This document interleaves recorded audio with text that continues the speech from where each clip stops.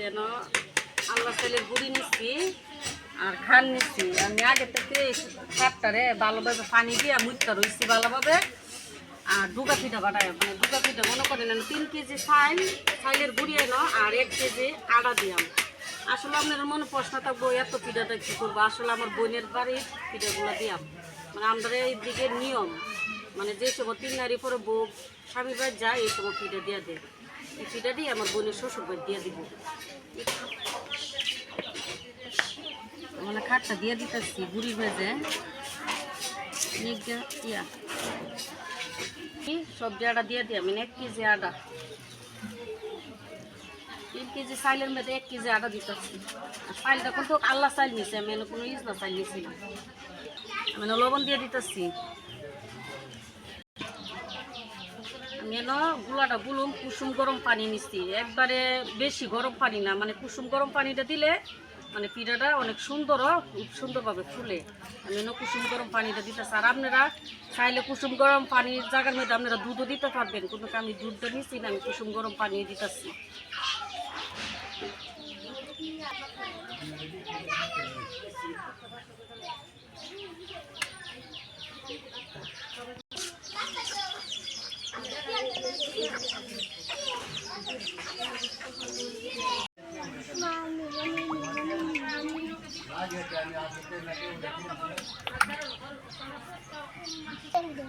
এটা আমি এইভাবে ঘনত্বটা রাখছি, বেশি পাতলা হইলে পরে পিঠা ফুলতো না, আমি এইভাবে রাখছি।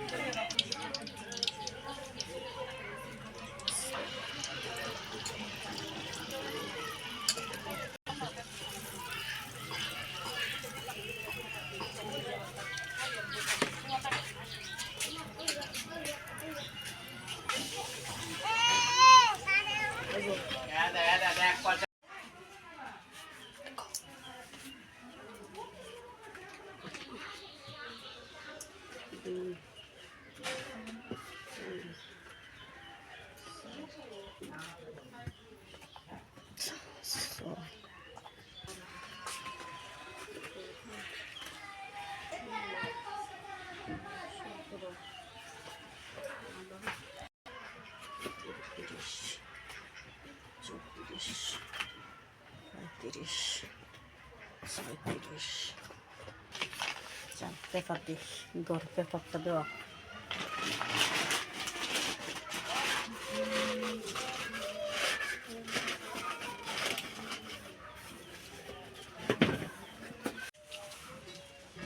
পিঠাগুলা আমার প্যাকেট করা শেষ। পিঠাটি আমার বোনের শ্বশুর বাড়িতে পাঠাই দিলাম, ওরা আজকে চলে যাইব, পিঠাটির সাথে দিয়ে দিব। আমাদের এইদিকে নিয়ম পিঠা, তেলের পিঠাটা ডুগা পিঠাটা দিয়ে দুন লাগে।